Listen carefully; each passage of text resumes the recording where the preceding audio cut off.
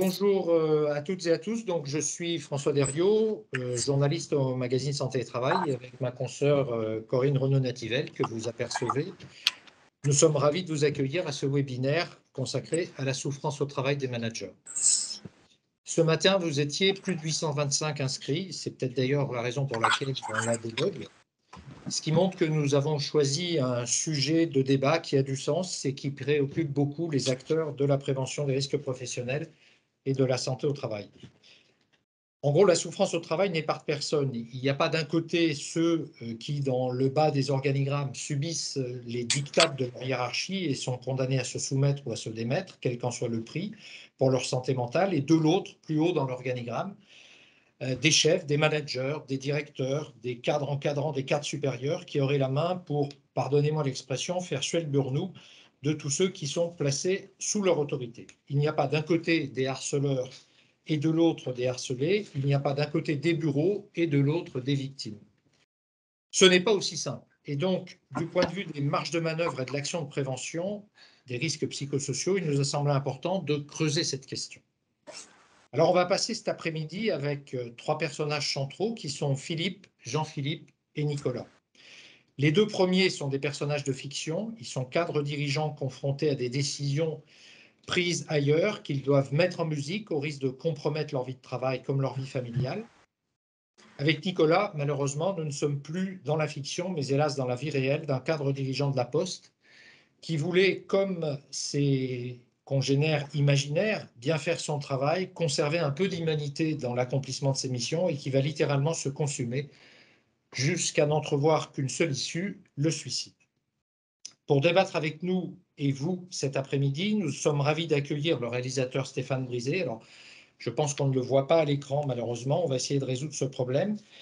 Qui, après 2 films sur le monde du travail, La loi du marché et En guerre, a sorti en février Un autre monde, toujours avec Vincent Lindon, comme dans les 2 opus précédents.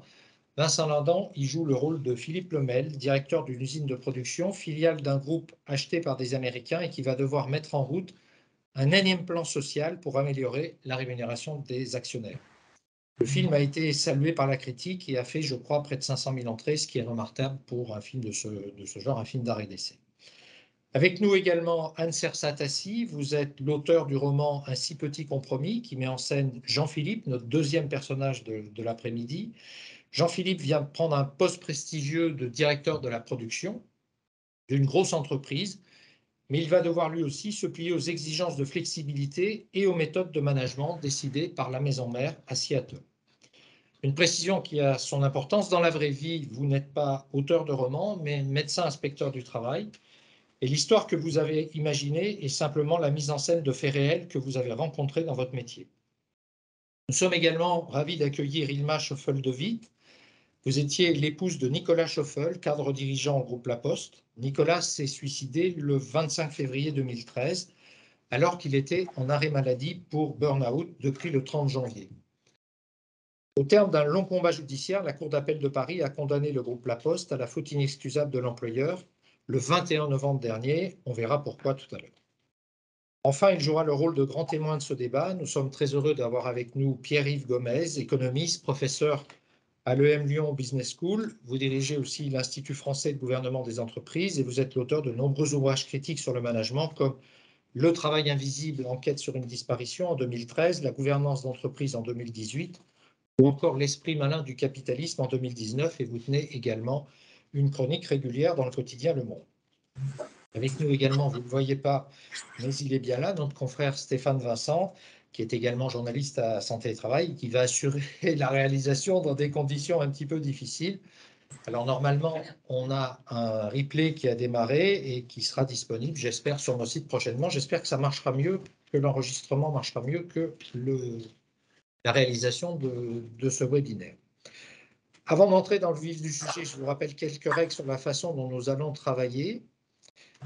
Tout d'abord, nous allons soumettre à la question nos 4 invités pendant environ 45 minutes. Puis, les 45 minutes suivantes, c'est vous qui aurez la main, qui pourrez poser des questions et intervenir. Et donc, ça sera à vous de parler et de faire le débat. Juste quelques recommandations. Lorsque vous prendrez la parole, bien évidemment, il faudra si possible, pas être trop long et essayer de terminer par une question et de désigner qui vous souhaitez qu'il réponde à cette question. Et vous pouvez également utiliser le chat à consommer avec modération, puisqu'il faut qu'on puisse voir, les lire, et c'est un peu compliqué. Alors, bonjour Anne Sarsatassi. Ah. Donc, vous êtes médecin, inspecteur du travail, comme l'a expliqué François Deriot. Vous avez écrit un si petit compromis chez Librinova, un roman qui raconte l'arrivée d'un nouveau directeur de site dans une entreprise rachetée par un groupe américain et les conséquences de ce rachat. Alors, en étant médecin inspecteur du travail, pourquoi avoir choisi la forme du roman, étant donné votre expérience, votre connaissance de la question? Voilà. On aurait peut-être plus facilement pensé à un essai qu'à un roman. Pourquoi ce choix? Et qu'avez-vous voulu raconter dans ce roman? D'une part parce que, à titre individuel, j'aime beaucoup les romans, mais c'est surtout que dans mon activité de médecin inspecteur, j'ai été quand même très surprise de la haine qui pouvait être exprimée par certains salariés contre leurs dirigeants. Et le roman, ça me permettait d'incarner ces managers qui appliquent des politiques en fait qu'ils n'ont pas choisies et avec lesquelles ils peuvent ne pas être tout à fait en accord. Et ça permet de montrer qu'individuellement, en fait, comme Jean-Philippe, le directeur dans mon roman, ils peuvent être plein de bonnes intentions, mais en fait, à chaque niveau de la hiérarchie, ils font quand même ce qu'il faut pour remplir leurs objectifs, quitte à faire des petits compromis qui, au final, vont générer des drames. Alors, moi, on est vraiment sur des beaucoup plus petits compromis que dans le film Un autre monde, où on leur demandait de faire des licenciements. Et c'est une pratique qu'on retrouve qu'on retrouve de plus en plus que je retrouve de plus en plus dans les consultations. Donc, dans mon livre, on va suivre principalement un couple dont le mari est dirigeant d'une entreprise qui vient d'être rachetée par les Américains. Et comme le disait François Deriot, les événements, toutes les histoires sont des faits réels qui ont été rassemblés simplement et qui m'ont été rapportés soit dans les avis de contestation, soit dans les consultations, particulièrement les méthodes utilisées pendant les séminaires sur lesquels je me suis penchée aussi avec un sociologue. Donc, le roman, il permet de montrer quand même l'absurdité, la dangerosité des protocoles à outrance, avec cette croyance que si on fait un bon protocole, toutes les questions du travail seront résolues. Et en fait, alors après, je ne veux pas spoiler non plus le roman, mais pour ceux qui l'ont lu, mais il faut que vous sachiez que il va y avoir un meurtre parfait collectif et des drames individuels. Dans votre roman, vous parlez de la souffrance des managers, celle de Jean-Philippe notamment, et au-delà, la souffrance de l'équipe du fait de ces remaniements perpétuels. Pour vous, en tant que médecin inspecteur du travail, quelles sont les spécificités de la souffrance des managers? Et il y a cette impossibilité d'en parler. Ils ont beaucoup de mal à. On voit même dans les managers de proximité comme Olivier, qu'ils ont du mal à prendre rendez-vous auprès du médecin du travail, qu'ils ont du mal à se dire mais non, je peux être en arrêt de travail, si c'est pas possible, je ne peux pas m'arrêter. Et donc il y a une espèce de déni des petits signes d'alerte.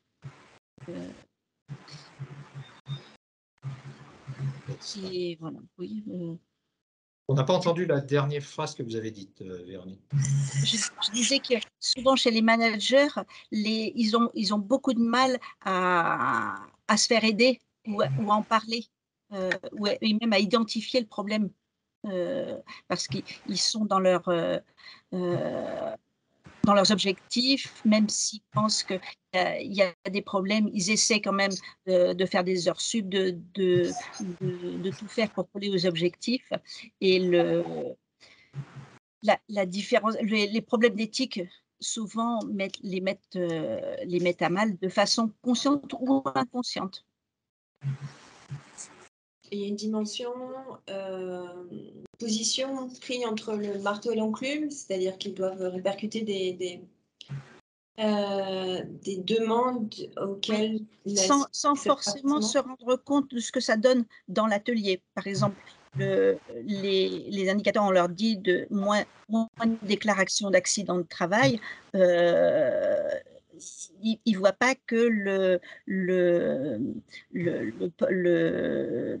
donc Stéphane va mettre en place le port de gants systématique des lunettes. Ils vont pas jusqu'à comprendre que avoir des gants pour certaines manipulations de boulons, tu vois, ça va être impossible et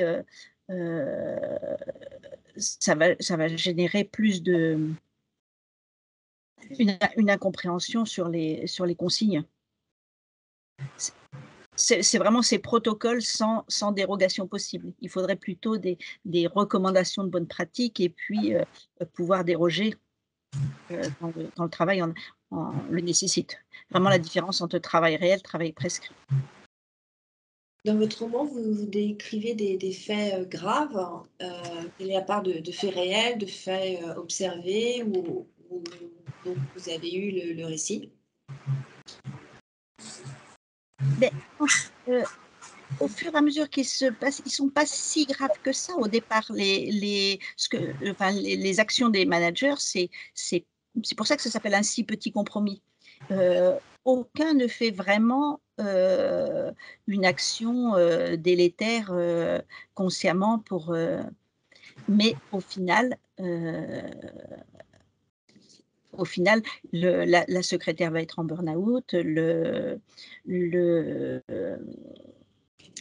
Olivier va se retrouver en arrêt de travail et ce pauvre Jean-Philippe, donc je ne dis pas plus, mais n'arrivera pas à en parler chez lui, alors qu'il a une femme qui le soutient et qu'il a toutes les conditions il a un soutien familial tout à fait correct, mais il n'arrivera pas à en discuter.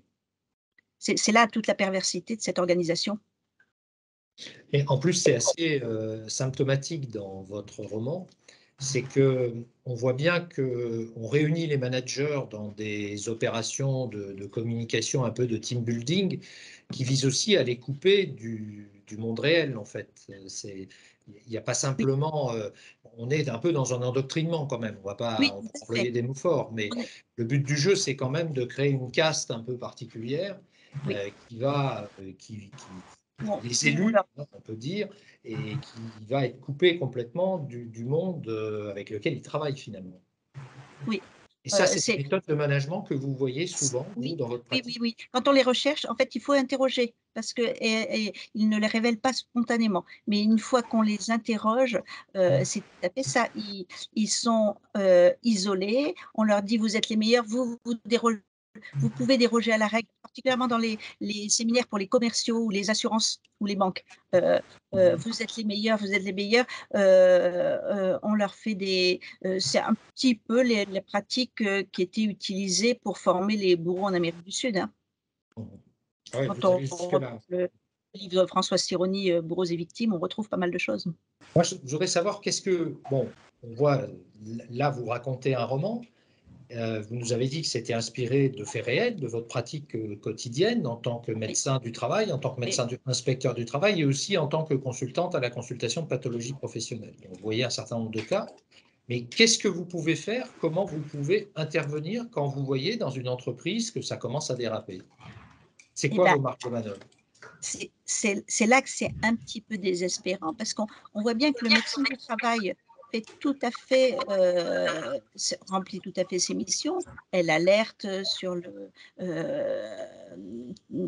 fait que dans l'atelier ça va pas, que les cadres avec les postes non les bureaux où ils jouent la chaise musicale, ils viennent de plus en plus tôt pour avoir un bureau individuel. Oui, il y a quelque chose? Je dois m'arrêter? Non? Non, non, non, allez-y, allez-y, au contraire, c'est intéressant. Heu Ça, c'est et toujours intéressant. malgré tout, on rappelle à Jean-Philippe: «Vous inquiétez pas, de toute façon, le médecin du conseil, il n'est que conseiller, il y a juste à l'écouter à lui donner un rendez-vous le plus tard possible. Voilà, c'est souvent ça la pratique des médecins du travail. Ils alertent, mais il n'y a pas de pouvoir derrière. Alors, le médecin inspecteur, oui, peut contacter l'inspection du travail mais en général, ce qui se passe, c'est qu'on demande à l'employeur de faire un audit qui va mettre en évidence tout ce qui a déjà été mentionné et puis ça ne bouge pas forcément beaucoup. C'est vrai que je suis un petit peu déçue par le pouvoir de la santé au travail en matière de prévention des risques psychosociaux.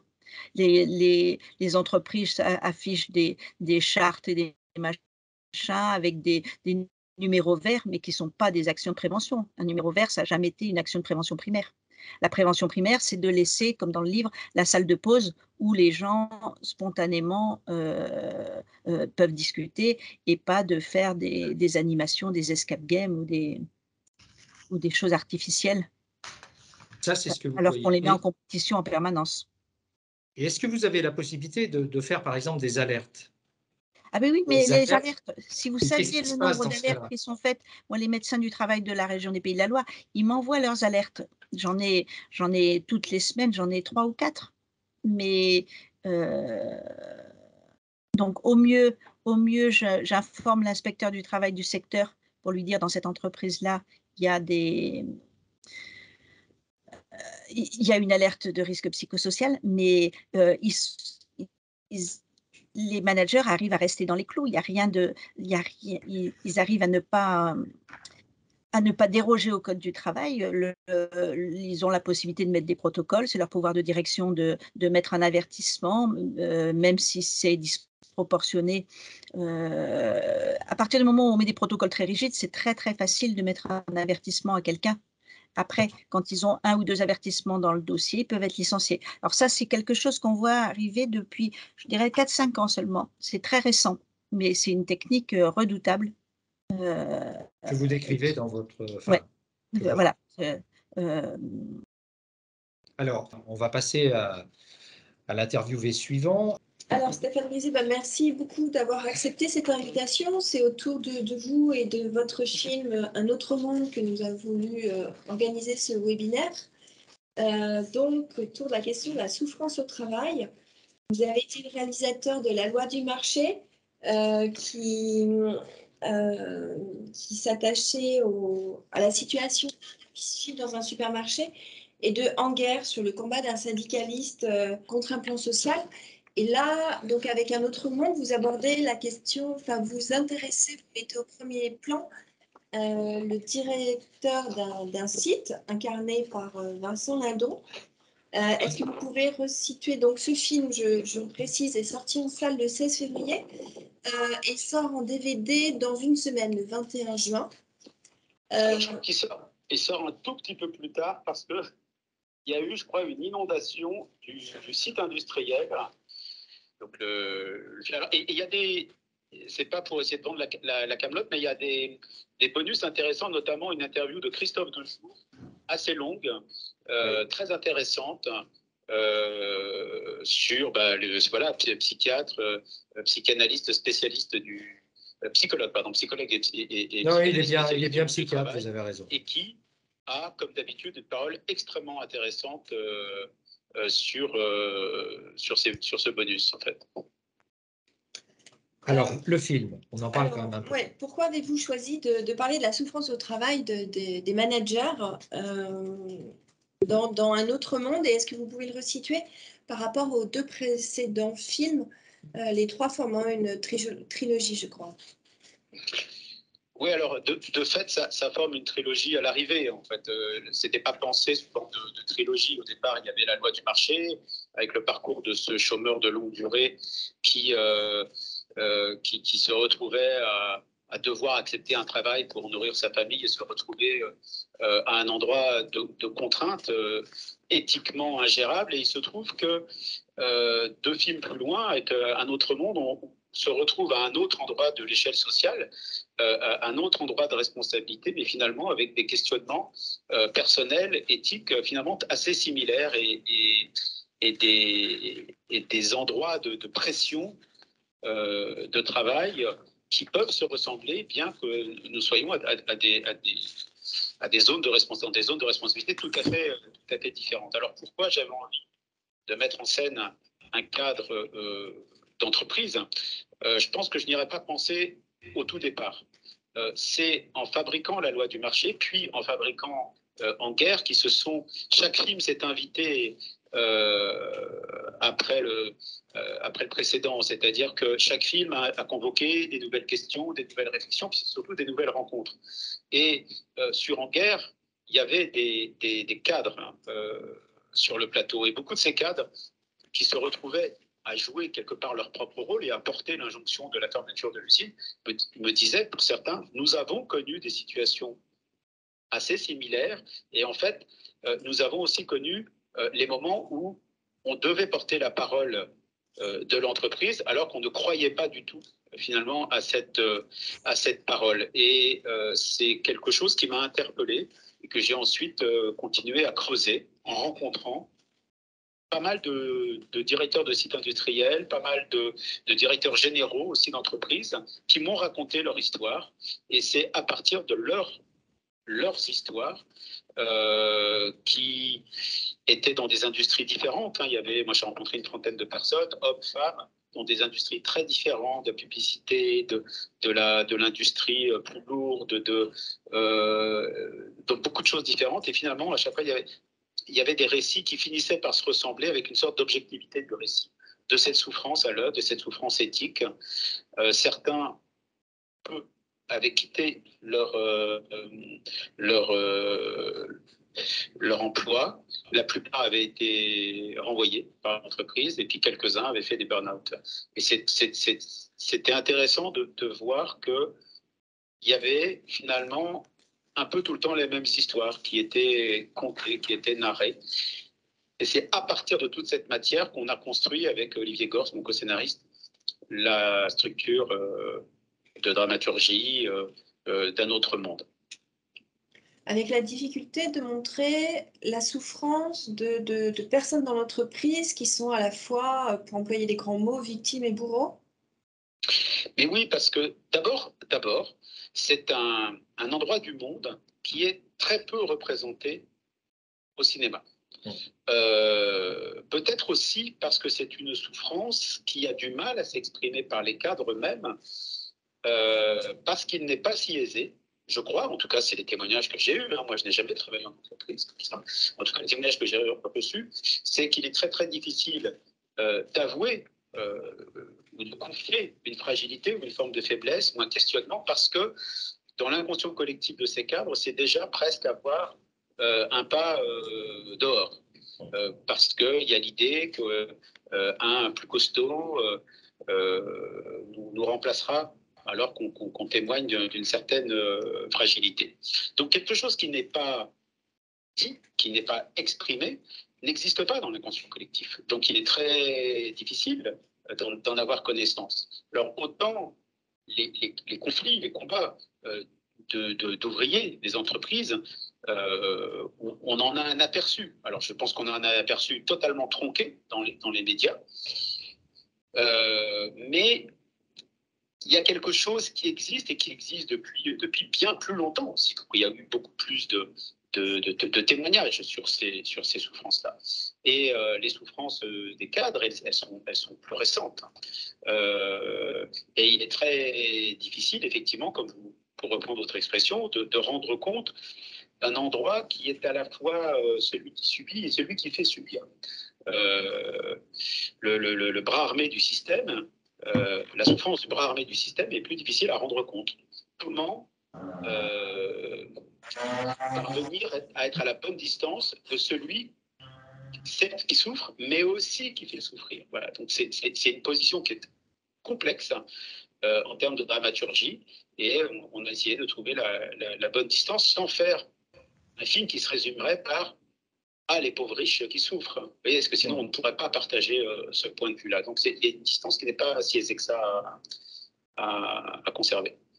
Et dans votre film, vous montrez à la fois la vie de votre personnage central, donc incarné par Vincent Lindon, au sein de l'entreprise, et au sein de son cadre familial et l'impact de tout ce tumulte également chez lui et les répercussions auprès de sa famille, jusqu'à ses enfants. C'est quelque chose qu'on retrouve aussi dans le livre d'Anne Sersa. Comment? Je dis c'est quelque chose que l'on retrouve aussi dans le livre de Anne Sersa dont on a parlé juste avant vous, c'est-à-dire les conséquences en chaîne qu'il y a avec la famille. Oui, tout à fait. Mais parce que c'est quelque chose dont j'ai eu écho, en fait. Et effectivement, Mme Sersa, par rapport à son travail, on a évidemment beaucoup entendu parler. Mais ça, c'est quelque chose, tous les témoignages qui m'étaient donnés, 100% un témoignage, me racontaient aussi un quotidien personnel, une vie de famille complètement fracassée par les questionnements, les doutes, les angoisses du travail.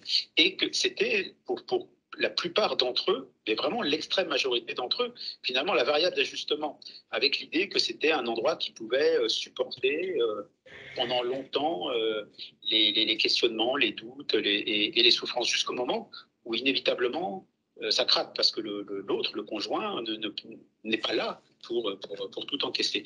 Alors, on m'a raconté cette histoire, on nous a raconté avec mon co-scénariste tellement souvent cette chose-là qu'il fallait automatiquement en rendre compte. Et donc, il y avait la nécessité de structurer le récit autour de la partie professionnelle, mais autour de la partie personnelle. C'était absolument nécessaire. Et donc, vous nous avez expliqué à quel point vous êtes documenté en interviewant des cadres, en les rencontrant, et en même temps, vous avez été obligé de vous situer en deçà, je crois, des récits que vous avez eus pour pouvoir être simplement crédible. Mais en fait, c'est une expérience que j'ai faite depuis la fabrication de La Loi du marché, La Loi du marché en guerre et un autre monde. C'est 3 films qui se sont fabriqués à partir de récits.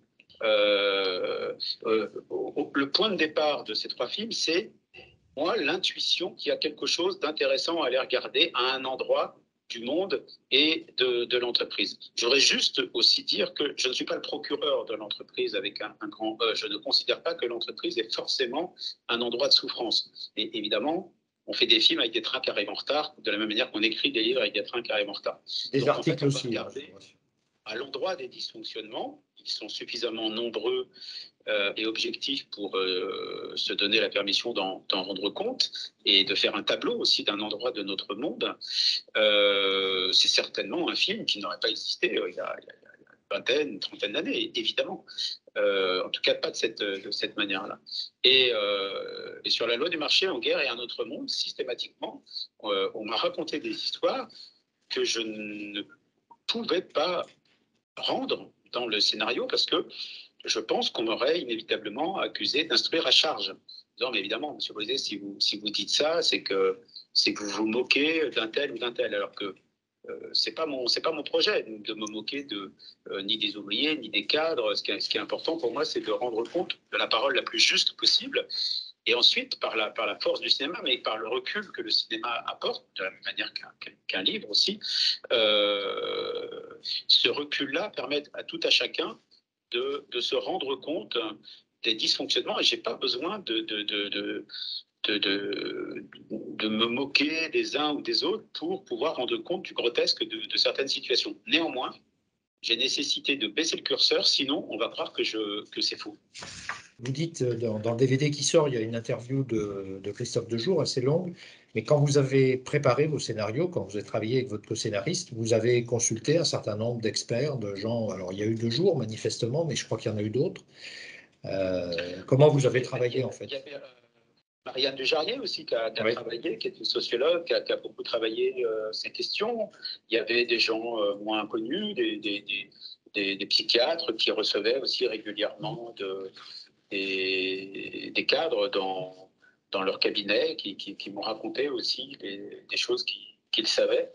Et puis des livres, mais aussi des livres d'économistes pour aussi bien comprendre la mécanique économique.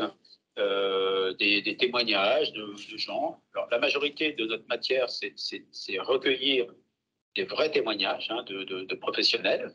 Et puis ensuite, on regarde comment ça a déjà été pensé aussi par des sociologues, parce que ça fait longtemps que ces choses-là sont regardées, étudiées et écoutées.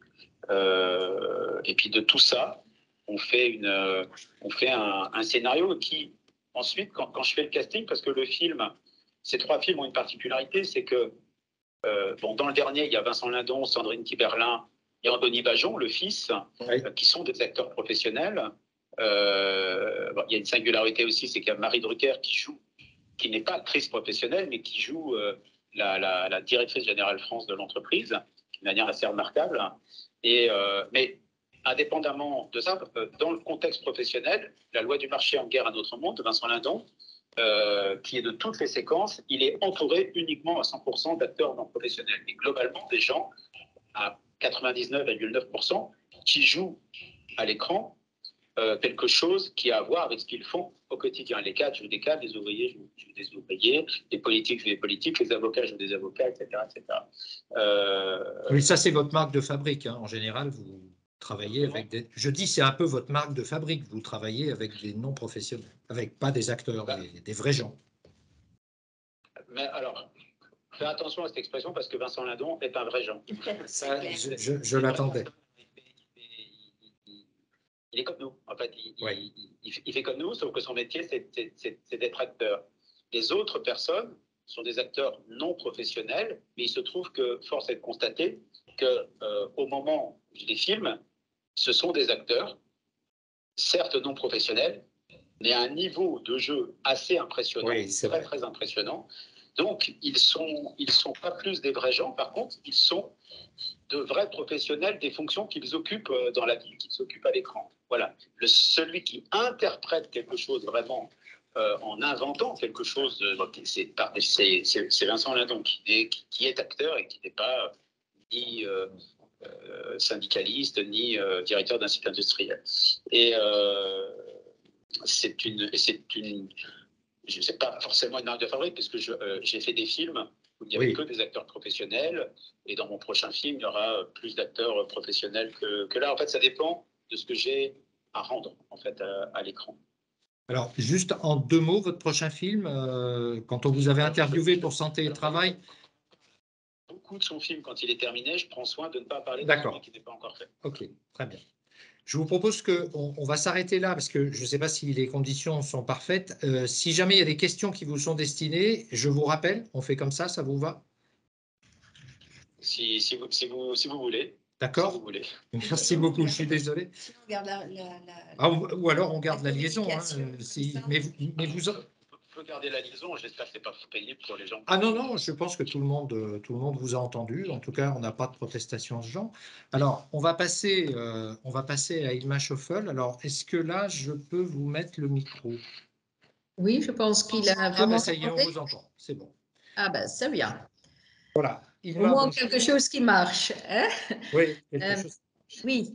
Est-ce que je peux vite réagir sur Anne et j'entends quand même dans les 2 récits quelque chose qui c'est quand même un fléau agrandissant de souffrance de managers, parce que justement une particularité de managers qui sont en souffrance, c'est qu'ils ne se plaignent pas. Parce que se plaindre, ce serait avouer de ne pas être à la hauteur. Donc, c'est une position qui te rend automatiquement dans un isolement extrême. Se plaindre, ce serait également tirer une balle dans son propre pied. Et je pense que ça va ressortir dans le film, je pense, je ne l'ai pas vu, mais c'est ça qui m'a frappée, et dans le récit d'Anne, mais aussi son livre que j'ai lu en préparation de ce webinaire. Donc, c'est ça. Donc, je rappelle, votre mari, c'est Nicolas, il travaillait à La Poste, il était cadre dirigeant, il s'occupait de communication digitale du groupe La Poste. il en était directeur ou directeur adjoint. Il a fait un burn-out en janvier 2013 et il a mis fin à ses jours le 25 février 2013. Est-ce que vous pouvez nous raconter un peu comment la situation, comment il a pris ce poste, comment la situation a évolué, comment vous avez vu aussi sa situation se dégrader, comment ça s'est passé, puisqu'on parlait tout à l'heure des conséquences que ça avait sur la cellule familiale, et je crois que vous en avez aussi beaucoup souffert de la façon dont ça s'est passé.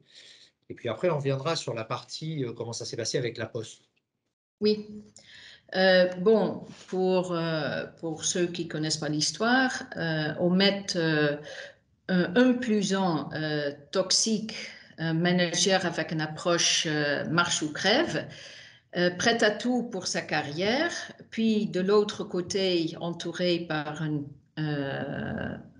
plus 2 qui avait comme faiblesse difficilement prendre des décisions, très influençable, donc un travail à faire et refaire continuellement si tu n'arrives pas à tenir tête. Et puis, pour son plus un qui est parti avec une partie de l'équipe, je veux citer seulement pour ce que je voulais te dire, c'est que des gens toxiques, tu trouves toujours et partout. Par contre, c'est pour ça qu'on a un DRH, c'est comme ça qu'on a des règles, des chartes, un code de travail, en barrière de prévention. Tandis qu'ici, rien n'a marché, mais on revient là-dessus. Je veux seulement citer 2 témoins très brièvement, hein, pour dépecter à quel point son plus un qui est parti était toxique. Plus grave, j'ai ressenti une organisation de travail qui dressait les collaborateurs les uns contre les autres, parfois au travers de décisions perçues comme injustes. La cohésion des collectifs de travail a été mise en danger continuellement. Un autre dit, nous avions tout compris. IC voulait étendre son pouvoir, ce qui se vérifiait par la suite au détriment de certaines personnes dès qu'elles se mettaient à travers de sa route, harcèlement, lutte de pouvoir, dépression et très nombreux départs année après année. J'ai rejoint notamment l'équipe de cette personne au départ d'un de mes responsables, évincé par cette personne, est parti en dépression. Donc, je pense qu'on a compris. Cette personne est partie avec une partie de l'équipe en laissant Nicolas avec une équipe diminue. La charge de travail, malheureusement, pas diminuée.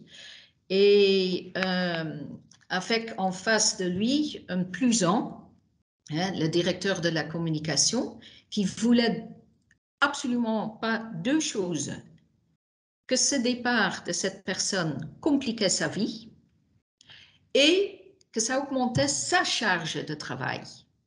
Donc, ces 2 conditions, et pour faire accepter à Nicolas la pilule de reprendre le travail déjà, au début, il y avait son plus un et il partageait avec 2, voire 3 adjoints les tâches. Son plus un parti, ben, la calcul, il ne faut pas être Einstein, sans amener sa charge de travail, ben, il fallait faire le travail de la directrice, le travail de son adjoint, qui était purement administratif, un côté qu'il n'avait jamais fait auparavant, et son propre travail qui était rédacteur en chef de plusieurs magazines. Bon, tu sais toi-même, tu es toi-même journaliste et rédacteur en chef. C'est déjà un job très, très, très chargé.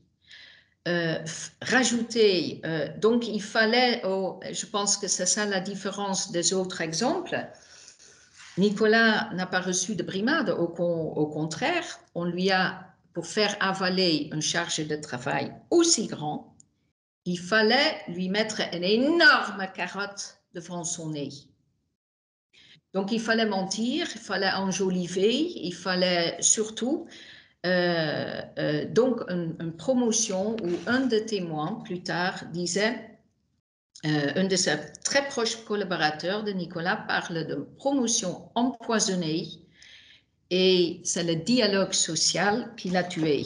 Parce qu'il faut savoir aussi qu'en ce moment-là, la Poste était sous très haute tension, où j'ai vu, évidemment, à côté de Nicolas, le top du iceberg, mais où j'ai découvert, des années plus tard, l'iceberg total.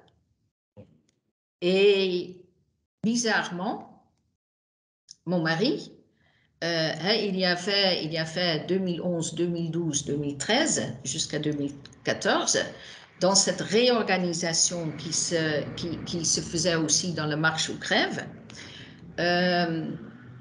énormément de suicides. Comment la Poste a su rester sous le radar dans les médias, parce que Télécom France Télécom, oui. À France Télécom, presque peanuts par rapport au nombre de cadres décédés à la Poste. Ouais. Et c'est vrai qu'on en a assez. Et on a je voudrais... ce qui m'amène vers un truc très tragique.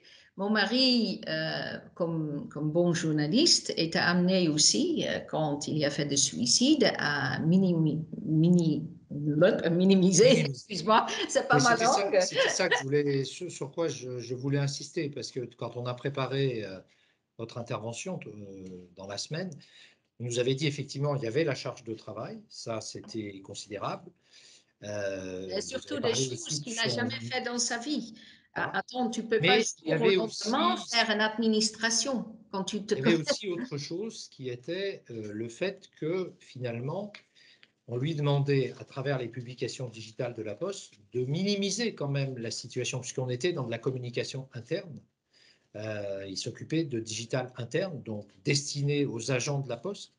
Et les suicides, il était chargé plutôt de minimiser ce qui se passait.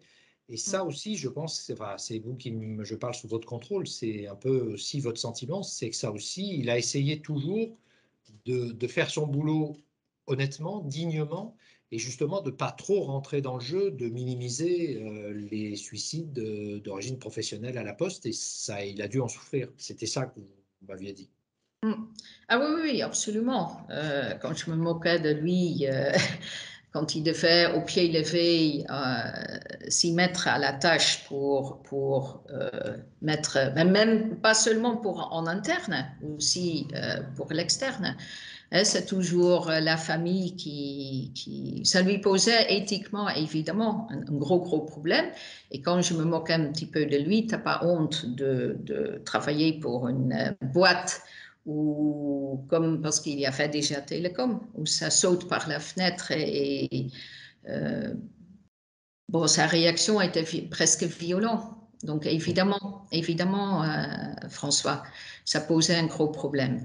Mais qui a tué aussi Nicolas, et ça se voit au petit feu et accéléré après. C'est quand même l'absence. Nicolas était un fantôme à la Poste avant d'être un réel fantôme. Personne, donc tant qu'il essayait d'assurer ces 3 postes qu'on lui a mis sous le dos avec une promotion qui n'était pas une réelle promotion, parce que cette promotion qui devait finir dans un avenant sur son contrat, c'est jamais été l'idée de son hiérarchie. Il n'y avait pas d'avenant. Il devait tenir le poste, et ça, je sais aujourd'hui, et ça rend sa mort et son suicide d'une perversité extrême qui explique pourquoi le préliminaire dans le pénal a duré 4 ans, parce que c'était très flagrant dans tout ce que les enquêteurs avaient sous la main. Attends, je perds le fil dès que ça touche, parce que ça me touche de proche, de près quand même.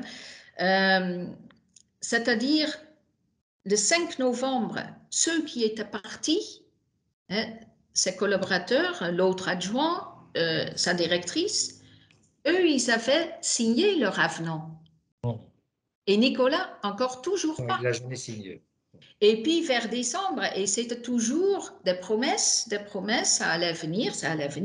Et évidemment, je voyais, malgré le fait que je voyageais à cette époque-là énormément, mais je voyais à chaque retour, je voyais que la charge de travail commençait à peser. Donc je disais à chaque fois à la maison, cadre moi-même, tu mets ton poing sur la table et tu demandes de l'aide.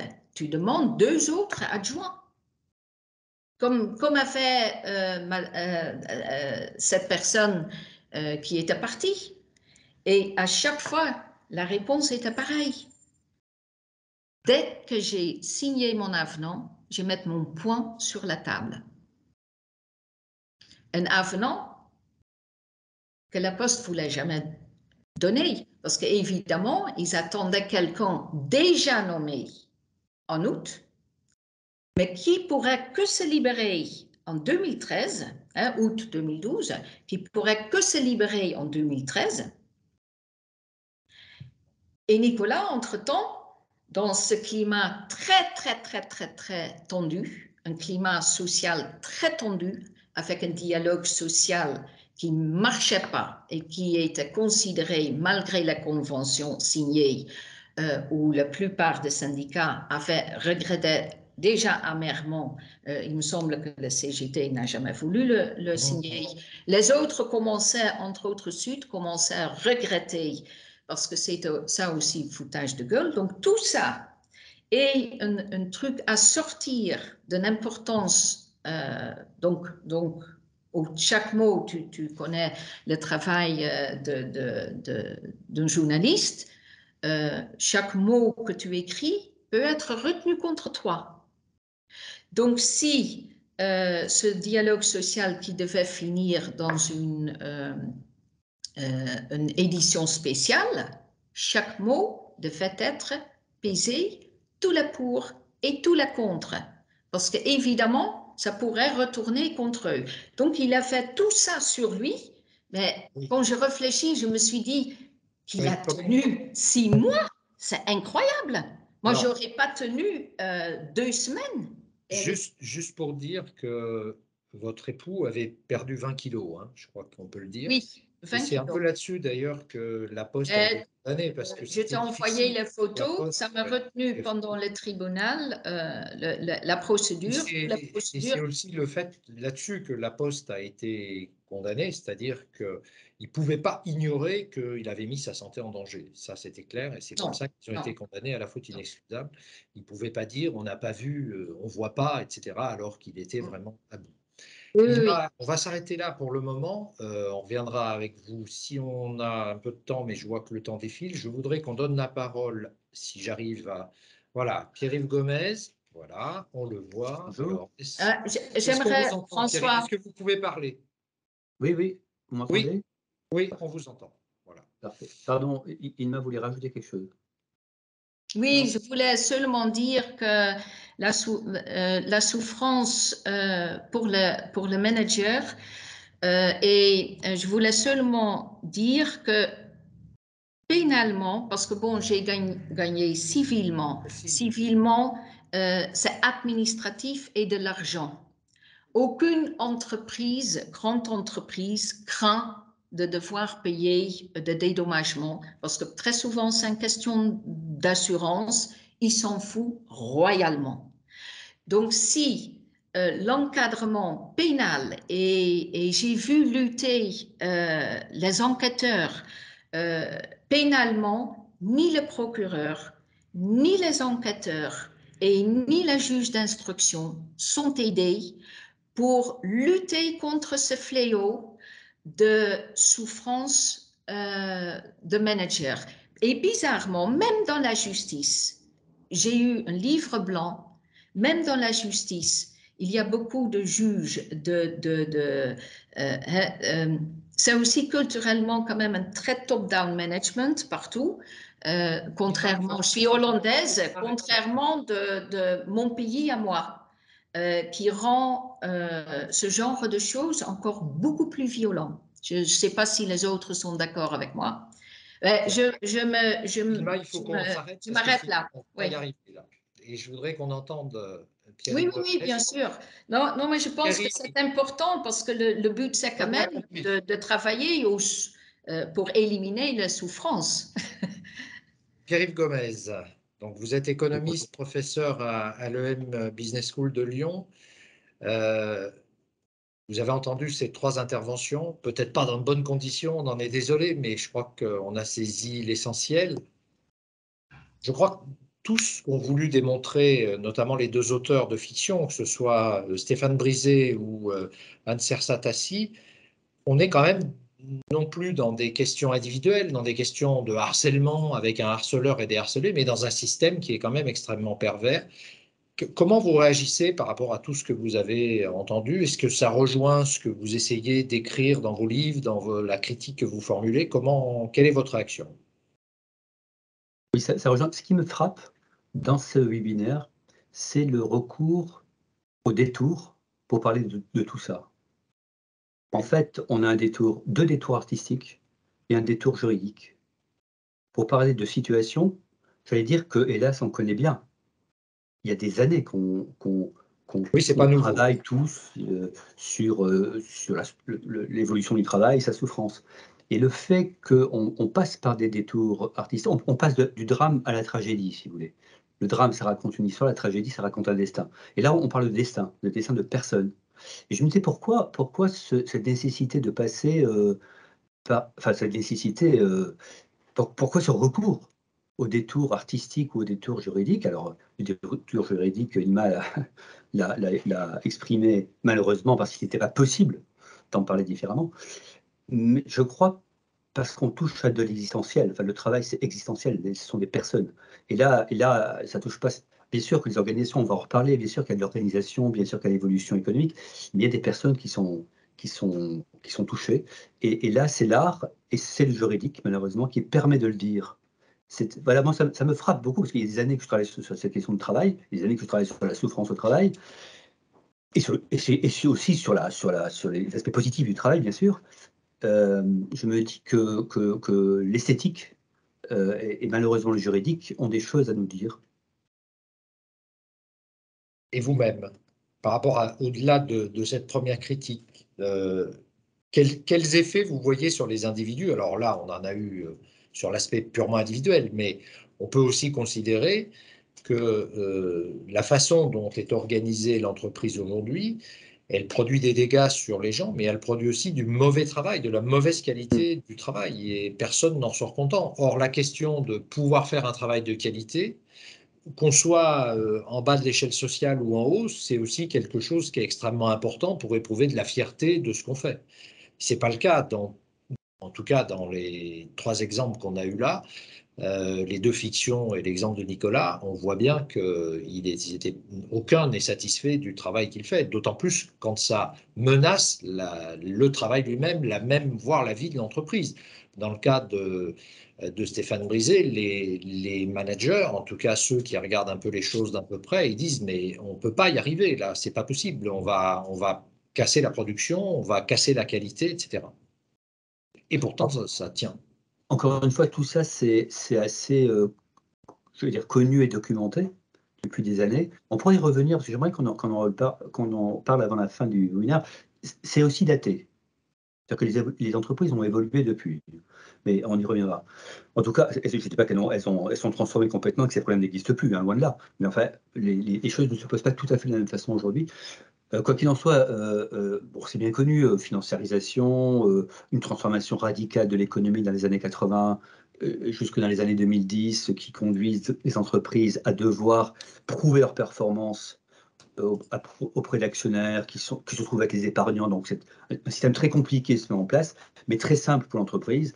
La performance se réduit à une performance financière et toute la logique de l'entreprise, de son organisation, et donc la logique du travail qui est au cœur de l'entreprise, vont être orientées par ce critère de performance, la création de valeur pour l'actionnaire. J'en rajouterai une dimension qu'on a à peine abordée, mais qui a aggravé la question dans les années 2010, c'est la digitalisation, dont vous avez été un cas exemplaire aujourd'hui. L'usage d'outils facilite le travail en général, et en particulier le travail des cadres, mais il les rend aussi vulnérables. Et ça a été particulièrement le cas pour les outils digitaux.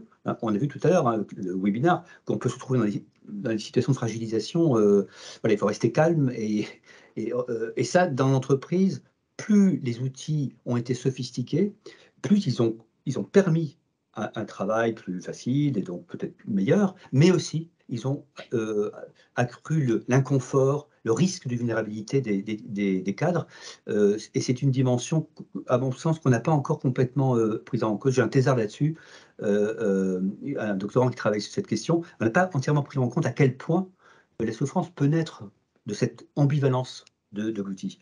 Donc voilà, ça c'est assez connu, documenté malheureusement. Et ça a conduit, je crois, à une évolution très claire à partir des années 2010 dans le monde du travail, avec les personnes qui se sont mises à l'abri. Et c'est une grande partie des salariés qui sont mis à l'abri d'une façon ou d'une autre. Soit en jouant la montre, soit il y a des cas dans ce qui a été rapporté par l'INMA, des personnes qui sont mises de côté, qui sont mis à l'abri, qui sont dit voilà, j'organise mon travail de façon que ça ne me touche pas. Donc, je me protège, quoi. Se protège, voilà, d'une façon ou d'une autre, en faisant le minimum, en jouant la montre, en faisant vous savez, cette espèce de grève interne qui consiste à faire le minimum de travail ou au contraire de maximiser et de bloquer la production. Bref, mise à l'abri, première possibilité. Ce qui conduit aujourd'hui à la grande démission dont on parle, hein, mais de manière générale à une déconsidération du travail, on y reviendra, mise à l'abri. Et il y a ceux qui ont pris le front, donc qui ont été exposés. Et parmi les exposés, il y a encore deux catégories. Il y a ceux qui ont été exposés parce qu'ils ne pouvaient pas faire autrement. C'est le cas de Nicolas. En tout cas, une partie de l'histoire de son histoire que j'ai entendue. Et puis, il y a ceux qui ont joué le jeu et qui jouent le jeu et qui sont pris par la machine. Il y a ceux qui jouent le jeu qui arrivent, et puis il y a ceux qui jouent le jeu et qui sont écrasés par la machine dans laquelle ils croient pouvoir maîtriser et qui finit par les broyer. Et ça conduit alors assez régulièrement au burn-out ou à un sentiment de dépression. Donc vous voyez, il y a plusieurs catégories. Cette évolution du travail dans les années 2010 a eu alors, forte intensification, c'est sûr, avec un pic en 2005. Et ensuite, la réaction des collaborateurs, mise à l'abri, grande majorité, et puis exposition, et avec l'exposition de plus en plus intense, jusqu'à ceux, paradoxalement, qui craquent, précisément parce qu'ils veulent rester dans la machine. Mais dans tous les cas de figure, on assiste à ce que vous venez d'évoquer, c'est-à-dire à une alors c'est beaucoup dit comme ça, mais une crise du sens au travail. C'est-à-dire en fait une crise du travail bien fait. Vous avez dit une crise du sens du travail. Voilà, c'est ça. Crise du sens du travail, crise du travail bien fait. Que ce soit ceux qui se mettent à l'abri, qui disent mais finalement je me mets à l'abri, mais je ne fais pas tout à fait ce que je voudrais faire. Je ne suis pas vraiment à ma place. Mais bon, il faut faire comme ça pour pas être pris, survivre, broyé par la machine. Ceux qui sont broyés et ceux qui courent après le temps, les moyens, hein, on vient d'entendre plusieurs cas, qui courent après pour essayer de faire bien et qui n'y arrivent pas. Dans les trois cas, on a cette crise du travail bien fait. Finalement, c'est l'impérissable impossibilité de bien faire qui est la souffrance la plus grande, et qui est la souffrance mère, je dirais, qui est la souffrance à l'origine de toutes les souffrances, qui vont ensuite se développer dans des souffrances de plus en plus tragiques. Mais au départ, il y a ça. Il y a ce sentiment qu'on peut tous partager d'ailleurs, y compris tout à l'heure vous, en vous disant, là, avec ce webinaire, bon, ce digital, qui finalement, c'est pas tout à fait ce qu'on a voulu. Vous voyez, on ressort avec des sentiments de ne pas aller au bout de ce que je vous le confirme. Faire. comme vous devez faire. Voilà, mais je partage, bien sûr. On a tous vécu ça. Oui. Voilà, je vois quelqu'un, c'est Yves Clos, bien sûr Yves Clos, mais une sorte de Yves Clos généralisé, enfin Yves Clos sur le travail bien fait, mais généralisé, c'est-à-dire que toute la crise du sens et la crise de cette fameuse souffrance éthique, c'est une souffrance du sens par manque de bien, en fait, bien fait, de bon niveau entre l'effort demandé, la place que l'on prend et le travail finalement réalisé. Et alors, quand on vous avait interviewé au lendemain du premier confinement, donc ça remonte à 2 ans, hein, quasiment, et vous dites le confinement a accéléré, vous disiez à l'époque, a accéléré, on a pris conscience des activités insensées. Vous vous rappelez, hein, c'était à l'époque où on disait on va jamais retourner dans le monde d'après, c'est pas possible, on n'en veut plus, etc. Et vous avez dit, on a compris que la course sans fin est absurde. Je vais pas vous citer toute l'interview que vous nous aviez accordée, mais ça, c'était il y a 2 ans. Est-ce que vous diriez que ça s'est réalisé, cette prophétie? Est-ce que effectivement on a bien avancé? Il y a quand même puisque tout à l'heure vous disiez, c'est peut-être un peu daté, ça se passe peut-être plus comme ça. Est-ce que le Covid a changé ou la Covid a changé suffisamment de choses? Ou est-ce que quand même, malgré tout, le système a repris de la vigueur maintenant que la crise est plutôt derrière nous? Comment vous le jugez? Qu'est-ce qui fait qu'il y a des raisons d'espérer sur le changement du système ou pas? Alors, le système, vous savez, comme tout système change, il faut se dire ça, un système, ça mute tout le temps. L'idée qu'il y a un système impérissable, c'est une idée Oui, de... mais il peut muter dans 2 sens, on est d'accord. il peut muter pour le pire, il peut muter pour le meilleur, en tout cas, il mute. Et le système dont nous parlons, de financiarisation, a commencé à muter à la suite de la crise de 2008. C'est pour ça que je dis que c'est un peu daté. De 2008, où on a commencé à avoir des changements assez importants dans la façon d'organiser. Et une prise en compte de plus en plus grande de la société dans les modalités d'évaluation, ce que j'appelle la sociétalisation des entreprises. La sociétalisation, pas la socialisation, la sociétalisation. C'est-à-dire que le fait que des critères, ce qu'on appelle aujourd'hui extra-financiers, mais c'est plus large que ça, c'est plus important que ça. Des critères sociétaux sont de plus en plus pris en compte pour rendre compte de la performance de l'entreprise. Ça commence au début des années 2010, et ça s'accélère à partir des années 2015. Et la Covid, tout ce qu'on a vécu, et surtout l'arrêt brutal qui a accompagné la Covid, et le sentiment de fragilité aussi, ont accéléré ce mouvement, clairement. Il y a clairement un avant et un après, non pas en termes de nouveauté, mais d'accélération. Et les entreprises aujourd'hui ne sont pas, les entreprises, pour être beaucoup d'entreprises à différents niveaux, à beaucoup de niveaux, ne sont pas les mêmes qu'avant. Alors, qu'est-ce qui s'est passé? Alors, d'une part, on a pris conscience du travail utile. Ça sautait au visage de tout le monde. Même si après coup, on a l'impression que c'est revenu comme avant, les infirmières, les éboueurs qui étaient mis sur le devant de la scène parce que c'était extrêmement important, on ne ressort pas indemne socialement de cette prise de conscience qu'il y a des invisibles, sous-payés, méprisés, ou en tout cas pas assez respectés. Bon, ça, première prise de conscience. Et puis en sens inverse, il y a une blessure très profonde dont on ne parle jamais. C'est la prise de conscience par certains managers de l'inanité de leur travail, de leur PowerPoint inutile, de leur Excel que personne n'attendait. Ce sentiment que finalement, si le PowerPoint n'était pas présenté ce mois-ci, mais dans 3 mois, ça n'allait pas changer la face du monde parce qu'on était placé devant une situation dramatique, enfin plus que dramatique, tragique, voilà, une épidémie, etc. Et même si les choses reprennent évidemment, et que le travail de manager, c'est infiniment, infiniment plus noble et plus intéressant que faire des PowerPoint et des tableaux Excel.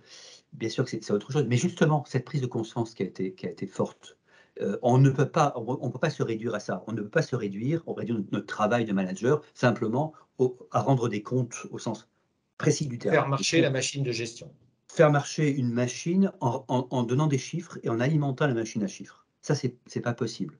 Donc, il y a eu cette prise de conscience. Et quand elle n'a pas été toujours explicite, parce que l'immense majorité des personnes n'ont pas de prise de conscience explicite, il y a quand même une blessure que je ressens partout. Il y a une blessure qui était... Les gens ont été touchés par ça. C'est-à-dire qu'en fait, finalement, est-ce que je suis à ma place? D'où, même si on a beaucoup exagéré le mouvement, mais cette envie de partir, de ces jeunes qui qui font des déclarations disant voilà, qui laissent tomber leur diplôme, ou en tout cas qui ne vont pas l'utiliser, leur diplôme d'agro, puisque c'est AgroParisTech, pour s'installer de boulanger. Bon, là, ça relève de la marge romantique, peut-être, mais pour autant, la prise de conscience, ça me semble très importante. Donc ça, la Covid n'a pas changé, elle a accéléré, et il y a clairement des choses passionnantes qui se font en entreprise. Pas assez, à mon sens, pour ce qui concerne le travail, beaucoup pour ce qui concerne le climat, beaucoup pour ce qui concerne l'environnement, il y a beaucoup de choses, pas assez pour le social et pas assez pour le travail, ça peut être un sujet de discussion.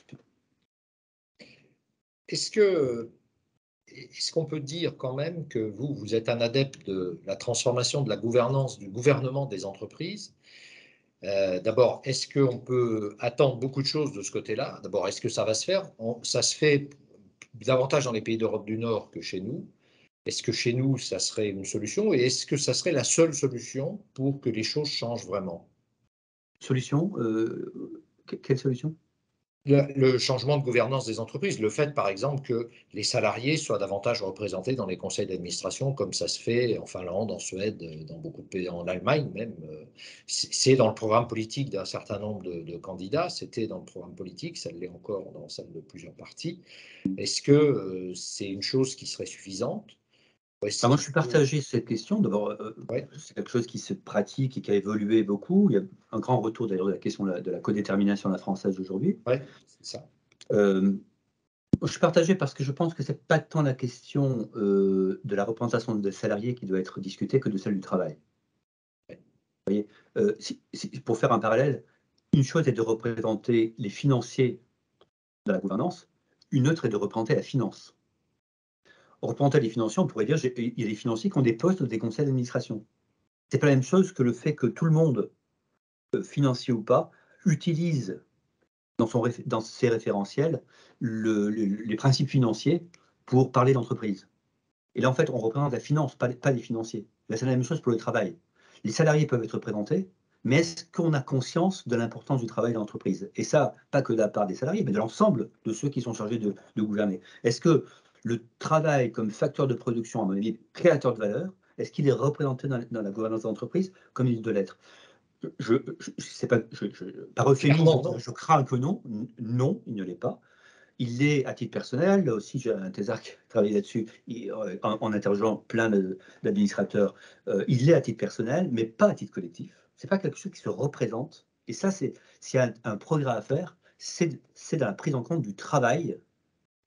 Et, vous voyez, et pas du salarié, du travail, de la condition du travail, la condition qu'on fait au travail. Bon. Ça demande un changement de culture, au-delà d'un changement de gouvernance, ça demande un changement de culture. Comme on est en train de changer de culture vis-à-vis du climat, parce que le climat va être représenté dans les conseils d'administration, je peux vous l'affirmer, il y a vraiment des changements. Le climat va être représenté et pas le travail. Vous voyez, donc je dis alerte. Dans les transformations en cours, il y a une dimension climatique et environnementale, très bien, mais il y a une dimension sociale. Et cette dimension sociale, c'est la représentation du travail qui est importante. Voilà pourquoi je suis nuancé sur le fait que ce n'est pas la panacée, la représentation des salariés, ça peut être un progrès. Ce n'est pas la panacée, on le voit en Allemagne, mais ce n'est pas la panacée. Je vois dans les réactions juste à votre propos là, Anne Sersatassi qui dit le passage du CHSCT, la suppression du CHSCT au profit du CSE, ça n'améliore pas la discussion sur le travail et la représentation sur le travail. Tout à fait d'accord. Vous êtes d'accord? Je ne suis même pas sûr qu'au CSE, on parle du travail. Ah non, ça semble clair que non. Enfin, dans toutes les enquêtes qu'on a pu lire ou faire nous-mêmes, c'est une forme littéraire. Alors, contrairement à ma promesse, il est déjà 16h52. Moi, je veux bien qu'on essaye de prendre une question. Si on arrive à se débrouiller avec la complexité du système compte tenu de ses servitudes aujourd'hui, puisque ça ne fonctionne pas, est-ce qu'il y a je peux des gens répondre à une question? J'en ai vu une. Oui, un utilisateur inconnu écrit, mais cette prise de conscience dont je parlais, que notre boulot ne fait pas sens, alors, doublé d'un enfermement socio-économique, niveau de dette à rembourser, relation, conduit à une impasse, donc à des RPS. Je trouve ça très très juste. Oui. Parce que c'est pas le fait prendre conscience, c'est pas se libérer. Prendre conscience, ça peut être aussi prendre conscience qu'on est coincé. Ouais. Oui. Donc, il faut accompagner ça avec beaucoup de prudence, prendre conscience, certes, mais à condition d'ouvrir des perspectives. Et je crois beaucoup aux collectifs de travail. Je crois que le grand problème des entreprises, ça a été la perte des collectifs de travail, c'est-à-dire des lieux où on peut faire ressources ensemble, et y compris par rapport à cette violence des organisations ou des personnes toxiques, d'ailleurs, hein, les deux sont possibles, des organisations toxiques ou des personnes toxiques. Face à cette violence, s'il n'y a pas de collectif de travail, alors il n'y a pas de possibilité de réagir. Et donc, on peut tomber effectivement dans des RPS au carré, les RPS qui vient du fait de se rendre compte que son travail n'a pas de sens. Question sur les marges de manœuvre des managers. Oui, on a des questions sur les marges de manœuvre des managers, sur ce qu'ils peuvent faire. Oui, ça, il y en a beaucoup apparemment. Vous m'avez entendu, Pierre-Yves? Non. Ah oui, pardon, écoute, je ne peux répondre, pardon, parce qu'on a très peu de temps, mais il faudrait rester longtemps. Collectif de travail, collectif de travail. Ceux qui sauvent les managers, enfin, les managers qui arrivent à s'en sortir, ce sont ceux qui ont des collectifs, soit dans l'entreprise, soit à l'extérieur, et qui se ressourcent, et qui donc peuvent résister, parce qu'ils ont des ressources de résistance qui ne sont pas celles qui sont données par l'organisation, mais celles qu'ils vont se procurer. Ils se donnent eux-mêmes. Et qui se donnent eux-mêmes, et qui vont chercher.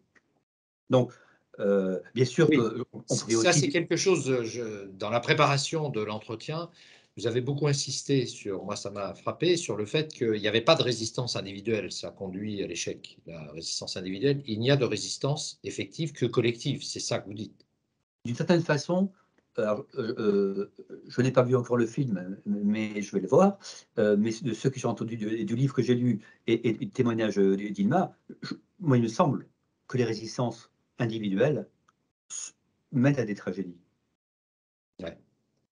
Alors, ou des impasses. Ou des impasses. De résister seul souffre de souffrances supplémentaires. Des questions par écrit. Donc, posez vos questions par écrit, puis on va essayer de répondre. Alors, l'inspection du travail n'a-t-elle pas un rôle préventif à jouer? Oui, c'est vrai qu'on en a assez peu parlé. Je me retourne vers Véronique, enfin Anne, puisque vous avez la Oui. chance d'avoir deux prénoms. Voilà. On vous connaît, l'inspection du travail vous connaît sous le nom de Véronique Tassi, et les auteurs de votre livre vous connaissent sous le nom de Anne Sersa. Mais je confirme que c'est la même personne. Anne, l'inspection du travail, ça vous parle? Oui, oui, oui, ça me parle. Alors, bien souvent, l'inspection du travail, elle arrive pour faire de la prévention, c'est pas si facile que ça. On arrive en fait C'est comme la cavalerie américaine, elle est toujours en retard. situations où il y a des drames, et le problème, c'est que si celui qui a le pouvoir de direction, peu importe comment on l'appelle, n'est pas intimement convaincu qu'il faut faire une action, eh ben, il ne se passe rien. On fait venir un cabinet extérieur qui dit: «Ah bah oui, il y a pas de dialogue, il faut remettre du collectif», et puis, ils font des belles préconisations, et si la direction ne s'en empare pas, eh ben, il y a rien qui bouge. Les salariés ont été un petit moment calmés parce qu'ils ont cru que ça allait mieux, ils se sont confiés, et ils sont encore plus déçus quand ils voient que ça ne bouge pas. Mais cette individualisation, elle est quand même organisée. On met des primes à certains, pas à d'autres. Du coup, les gens n'osent plus, on les empêche de collaborer parce que rarement ils font du travail tout seuls. Quand on construit un avion, quand on construit même un boîtier électronique, comme dans mon livre, ça se fait. C'est pas un gars tout seul qui va faire son boîtier électronique, c'est toute une coopération depuis le début, depuis ceux qui achètent le matériel, de ceux qui vont assembler, ceux qui vont faire les contrôles, etc. Et l'évaluation, elle est individuelle et on les met en compétition. C'est-à-dire que si j'aide mon voisin parce qu'il a mal à l'épaule, ça parle beaucoup aux médecins du travail, parce que des fois, les restrictions, on ne peut pas les mettre parce que ça se fait au détriment des collègues. Donc, le collègue qui aidait celui qui avait un problème d'épaule, bah, du coup, il baisse sa production, et comme il est évalué individuellement au nombre de pièces qui sont faites, avec la technologie, maintenant ils disent on est quasiment pucé, on sait le temps qu'on met à prendre notre pause, le temps qu'on met à aller à l'autre atelier pour discuter avec avec quelqu'un d'autre. Et c'est terrible. Donc, ils ont plus de collectif, mais parce que c'est quand même pensé dans l'organisation du travail. Est-ce que, moi j'avais une Oui, question à rajouter à Pierre-Yves Gomez.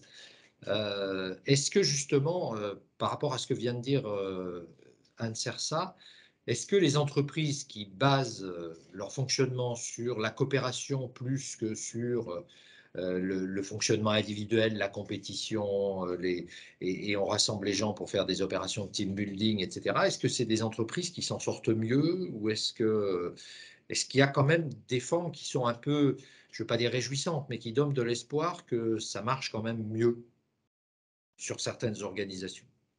D'abord, l'espoir, il y en a encore une fois lorsqu'il y a des résistances, des appropriations et des transformations où on peut transformer. Mais je crois qu'il faut distinguer deux choses. Là, on parle de la mise en place d'organisations Oui. toxiques. Et une organisation toxique, c'est une organisation qui permet à des gens toxiques de prendre du pouvoir. J'ai vu qu'il y avait un petit débat tout à l'heure, à savoir est-ce que les organisations sont toxiques ou est-ce que les personnes sont toxiques? Les deux. En fait, une organisation toxique, c'est justement une organisation qui permet aux toxiques de pouvoir exercer un pouvoir. Dans ces organisations toxiques, il y a des résistances qu'on a évoquées ou au contraire des ruptures et des drames. Après, on distingue bien collectif de travail et travail collectif. Tout les team building, tout ce que vous avez évoqué là, c'est le travail collectif, ça. Hein, c'est le fait de se mettre ensemble, de dire on fait un groupe. Le Oui, mais collectif de sauf que travail, c'est pas le travail qui est au cœur du team building. c'est vrai. C'est vrai. Alors justement, jusqu'à quel point c'est pas le travail? Je vois des entreprises qui ont des vraies politiques de collectif de travail. Et donc, on sort ensemble, on travaille ensemble, on fait des choses en dehors du travail. Et donc, encore une fois, on peut utiliser le collectif comme une ressource lorsqu'on est en difficulté, parce que c'est ça le collectif de travail. Et je vois aussi des entreprises qui multiplient alors, c'est un peu excessif de dire des gadgets, mais en tout cas des trucs, Ouais, si. voilà, pour essayer, hein, essayer avec beaucoup de bonne volonté de remettre du lien après des années d'individualisation et qui ne sont pas totalement terminées, hein, un regard excessif sur les individus relativement collectifs, qui essaient de faire ça, mais ce sont encore des outils de gestion dans lesquels, si on n'entre pas, on exclut avec la même logique irrépressible que les autres outils de gestion. Donc voilà, collectif de travail sont des personnes, c'est la vie, quoi. C'est la personne. Quand on a des amis au travail, on travaille mieux que lorsqu'on n'a pas d'amis. C'est idiot, hein, mais ça marche. Et parce qu'on parlait des hôpitaux, ben oui. Alors l'hôpital étant, je pense, le lieu le plus sinistré en France sur ces questions-là. Parce qu'il là, il conjugue tout. La financiarisation, la digitalisation, le manque de personnel, le mépris des personnels importants, bref, les transformations organisationnelles. Donc je pense que c'est un cas pas d'école, c'est un cas limite. Ce sera ma prochaine chronique dans Le Monde, comme ça je vous le dis par C'est un anticipation. scoop. Voilà. Euh, euh, bien sûr que si, en plus, il n'y a même pas cette possibilité de collectif de travail, lorsqu'on fait ces métiers-là, il n'y a plus que des personnes exposées au plus dur de la vie et de la mort, parce que l'hôpital, c'est ça, et c'est épouvantable, quoi. Donc voilà, et à la limite, pour le cas général, les collectifs de travail, c'est essentiel. Ilma, vous vouliez ajouter un mot? oui, Mais oui. pour le mollet. Je veux vite réagir sur ce qu'il dit. J'ai réfléchi longuement parce qu'on me pose souvent la question. Même moi, je suis triculturelle, anglophone, hollandaise et française entre-temps. Et qui me frappe, le team building et penser collectif, ça s'apprend. Et ça s'apprend en faisant. Et nous, dans le pays nordique et anglophone, on le fait déjà à l'école. Et là, en jouant, sans savoir que c'est important, tu penses, parce que ce n'est pas, c'est un concept qui est très étrange ici. Tu ne peux pas l'apprendre d'un seul coup une fois adulte et une fois dans un système, comme j'ai déjà dit, et c'est pour ça que j'ai réagi sur quelqu'un qui a dit l'anthropologie. J'ai pas vu, mais j'ai parcouru les commentaires qui parlaient d'anthropologie. Justement, il y a un anthropologue qui a des idées très, très bien là-dessus. Ici, la société est assez pyramidale. Et probablement, si on veut des changements, il faut commencer plus tôt avec notre jeunesse.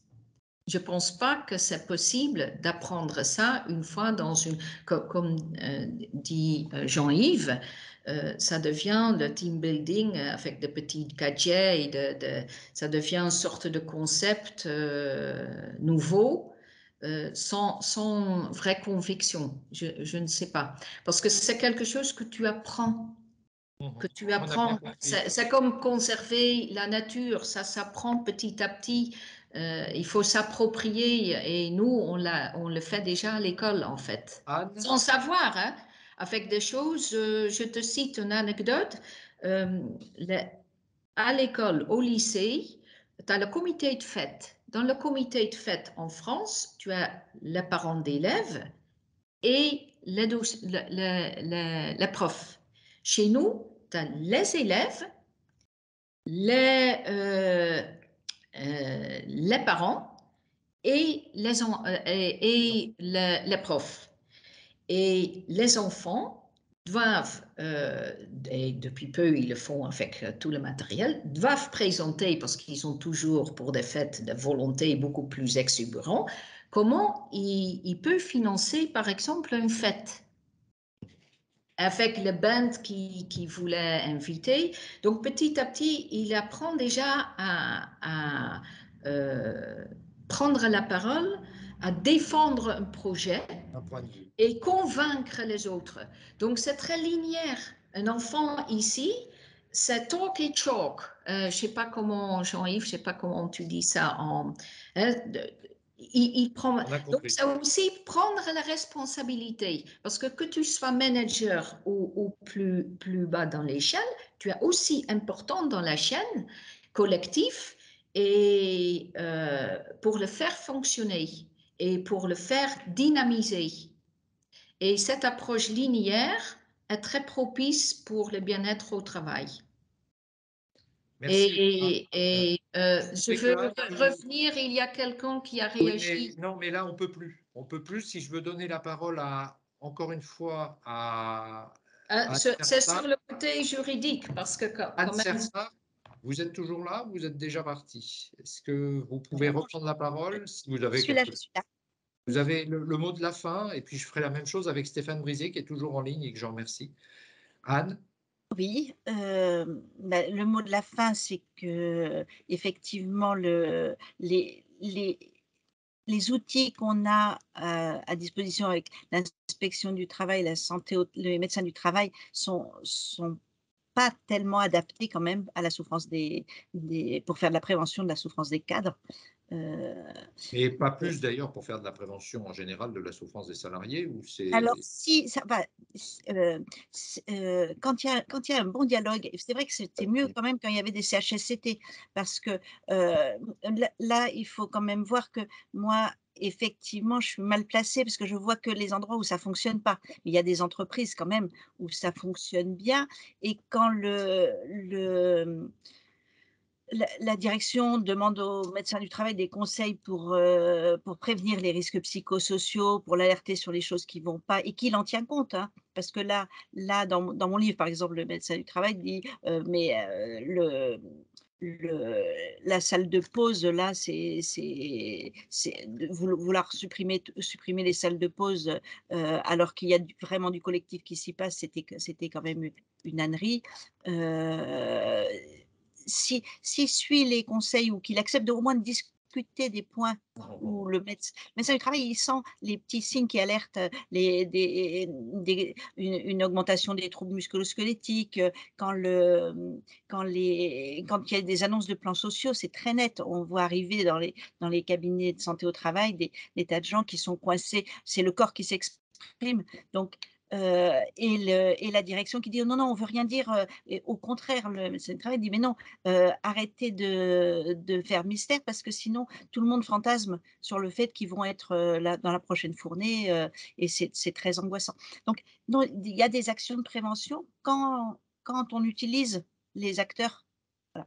Et l'inspection du travail, alors c'est le problème par rapport aux risques toxiques où l'inspection du travail a des vrais pouvoirs puisqu'il y a des valeurs limites d'exposition, si on dépasse, paf, il y a une, Ouais. C'est beaucoup plus il y a une compliqué sur les risques voilà, psychosociaux. il y a une sanction. C'est très difficile parce que dans le code du travail, il y a rien qui définit vraiment. Mais la peur de la faute inexcusable peut quand même jouer. Merci Voilà. Anne, merci beaucoup. J'aurai le mot de la fin parce que je voulais lui donner la parole, mais vous l'avez compris, on peut donner la parole à personne. Je voulais citer Guy Friedman, qui est membre de l'association ASD Pro, qui est une association des victimes du travail, notamment sur les risques psychosociaux. Ils étaient partie civile dans le procès de France Télécom, ils en ont gagné un peu d'argent. Et avec l'argent, ils ont réalisé un film qui s'appelle Souffrance au travail, on lâche rien.